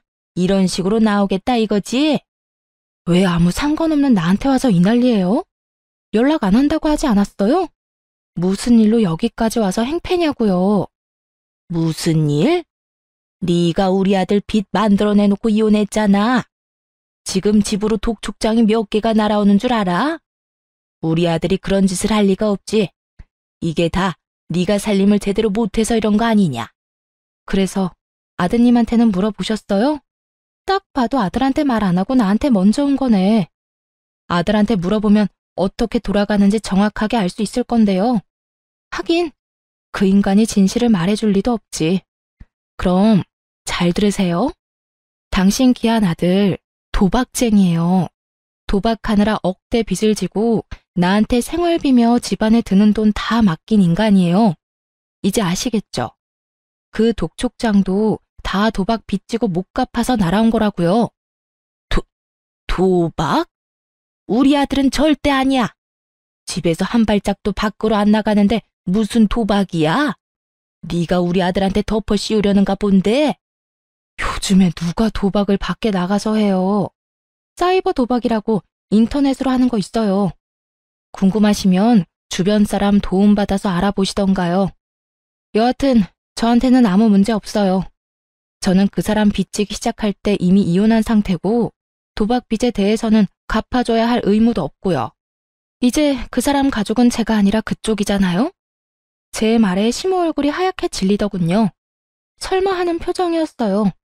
이렇게 친히 가르쳐주는데도 못 믿는 걸 보니 귀한 아들 사랑이 참 대단해 보였죠. 아니다. 아니야, 그럴 리가 없어. 네가 나를 속이는 거야.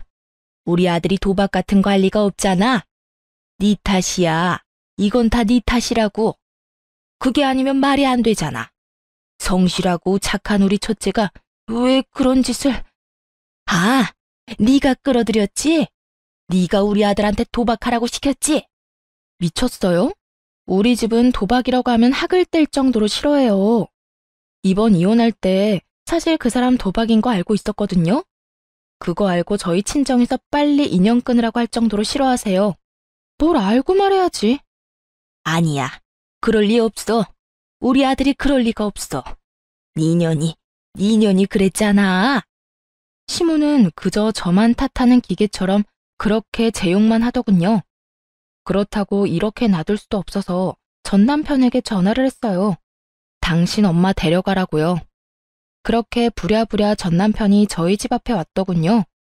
저를 탓하기만 하던 시모가 자기 아들을 보고는 급히 묻더군요. 너 도박하냐? 진짜로?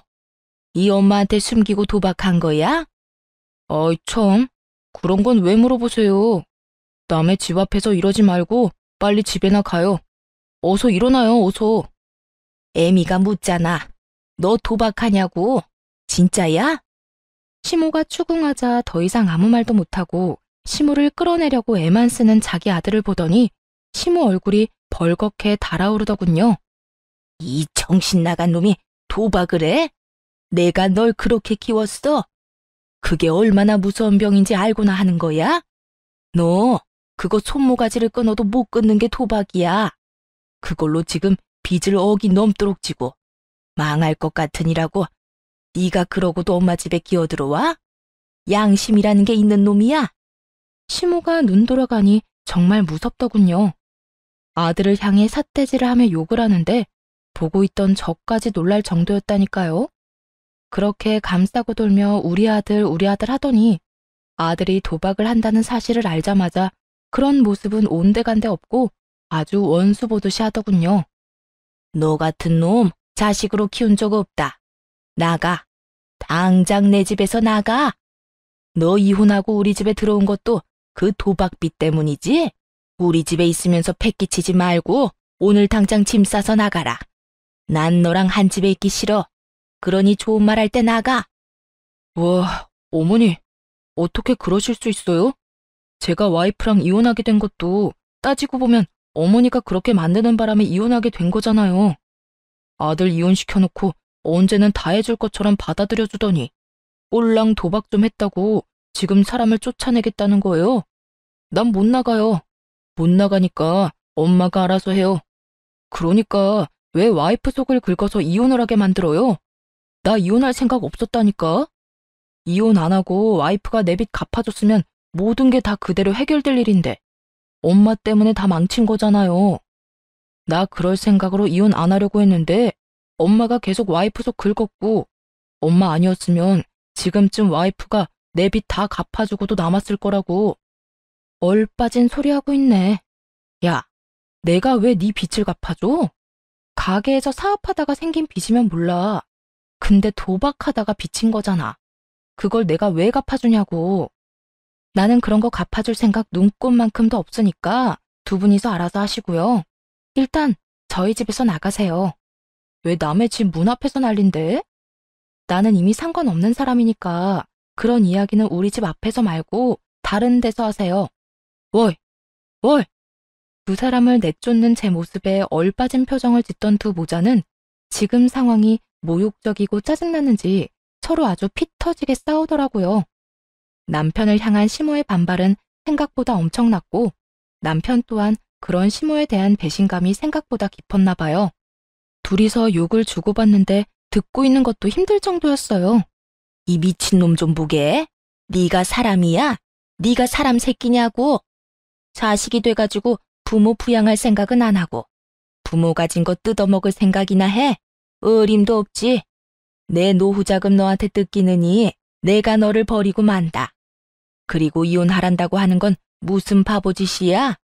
네가 싫었으면 끝까지 버텼으면 될 거 아니야. 너도 좋다고 이혼해놓고 이제와 내 탓을 해? 에라이 천하에 몹쓸 것. 몰라요. 모르겠으니까 엄마가 내 빚 다 갚아줘요. 어차피 내 주소도 엄마네 집 앞으로 돼 있어서 엄마 집도 차 앞 들어갈 거예요. 그러니까 집 잃기 싫으면 그냥 얌전히 내 돈이나 갚아달라고요. 적반하장이라는 말이 참 잘 어울리더군요. 게다가 이혼하고 나니 뻔뻔함도 늘었고요. 이혼하고 나서 저런 모습을 알게 돼서 정말 안도의 한숨을 내쉬었어요. 그리고 그 뻔뻔함의 수치만큼 시모의 혈압도 덩달아 올라갔죠. 이놈이 이러고도 지금 돈 갚아달라는 말이 나와? 야, 네가 망친 놈 다시 데려가. 나는 이딴 놈 자식이라고 인정 못한다. 다 알면서도 이혼한 네가 제일 나빠. 얼른 이놈 다시 데리고 가. 결국 시모는 이번에도 또 제 탓을 하더군요.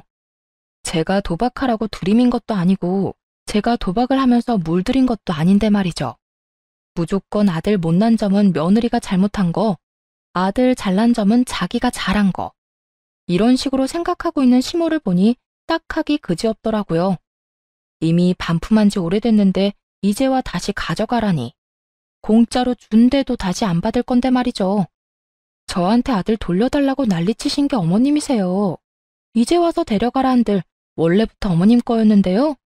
그렇게 애지중지하던 착하고 대단한 아들 데려가서 예쁘고 착하고 뭐라더라?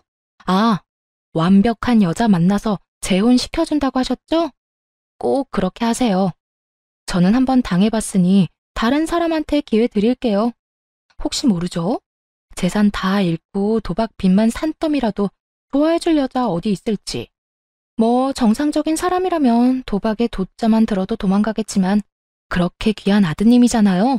어머님처럼 맹목적으로 사랑해줄 사람 있을지도 모르죠.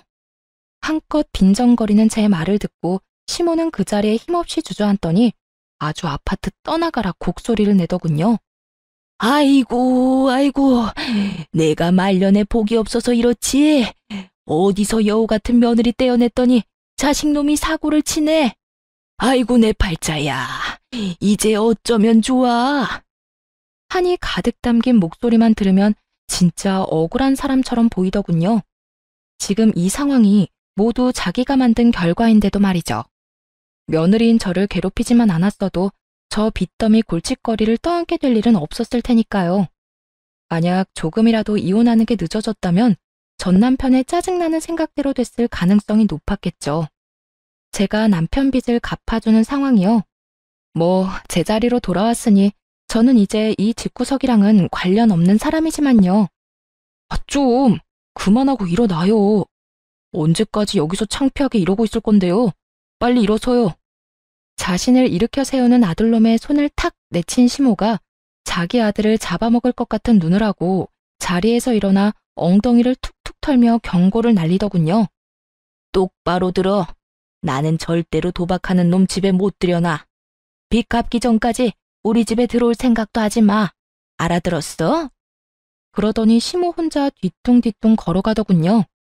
전 남편은 아무 말도 못한 채 그저 시모 뒷공무니만 쫓고 있고요. 빚진 거마저 제 탓이라며 우리 집에 와서 온갖 분란만 만들어 놓고 돌아갈 때 사과 한마디도 없는 둘을 보니 참 똑같구나 싶었어요. 얼마나 제 탓이 하고 싶겠어요? 근데 정작 제 잘못이라고는 없으니 뱉어낼 말도 없는 거겠죠.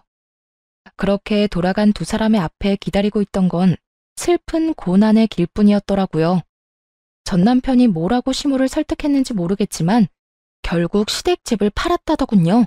그리고 월세로 이사를 갔더군요. 시댁집 판 돈으로 도박빚을 갚으려는데 그걸 전 남편이 홀라당 다시 도박에 날려버렸다네요. 그거 알고 시모가 전 남편을 두들겨 패면서 욕을 한 바가지를 했답니다. 그게 어떤 돈인데 그걸 또 도박에 쓰냐고. 그러게 왜 남편한테 그 돈을 쥐어줬는지 알다가도 모를 일이죠. 동서한테 들은 이야기인데 전 남편 동생도 자기 형이 도박한다는 걸 알고는 아무도 모르게 시댁에서 짐 빼서 나가버렸다고 하더라고요. 자기한테 도박빚 갚아달라고 할까봐 미리 손절한 게 틀림없어 보였어요. 결국 전 남편의 도박 여파는 시모에게 모두 떠넘겨졌고 시모는 모아두었던 짜투리 노후 재산마저 모조리 털릴 위기에 처하자 월세방 내놓고 본인 동생 집으로 피신했다고 하더군요. 그 뒤에 일어난 일은 뻔하죠. 돈 못 갚은 전 남편은 개인회생과 파산을 신청했다는데 결국 파산은 법적으로 도박빚은 안 된다고 하고 개인회생은 원금을 모두 탕감하는 조건으로 회생 신청이 된다고 했대요. 이거 믿고 빚을 그만큼 진 것 같은데 결국은 모조리 갚아야 한다는 말을 듣고 절망한 건지 뭔지는 모르겠지만 뺀질나게 시모 찾아갔다고 하더군요. 그런데 시모는 그렇게 귀하다며 아끼던 아들을 두 번 다시 만나주지 않았다고 하고요. 자기는 도박하는 자식 낳은 적도 없고 그런 자식은 자기 아들이 아니라며 시모 본인 동생에게 이야기했대요. 그러면서 이대로 요양원 들어가서 죽을 때까지 거기 있는 게 낫겠다는 말까지 했다니 얼마나 자기 자식이 꼴도 보기 싫었으면 그런 말까지 했겠나 싶더라고요. 진짜 고부 갈등으로 이혼한 게 천만다행이라는 생각이 들 정도로 시댁의 몰락은 처참했어요. 시모는 모르겠지만 시모의 괴롭힘 덕분에 전 남편과 빠르게 손절할 수 있었던 저는 솔직히 하늘이 도왔다고 생각하거든요. 사연 글을 쓰고 있는 동안에도 그때의 일을 떠올리면 다행이라는 생각이 들 정도죠. 당시에는 괴로운 일이었지만 지금은 아무렇지 않으니 함께 즐겨주셨으면 좋겠어요. 지금까지 제 사연 들어주셔서 감사합니다. 행복한 하루 되세요.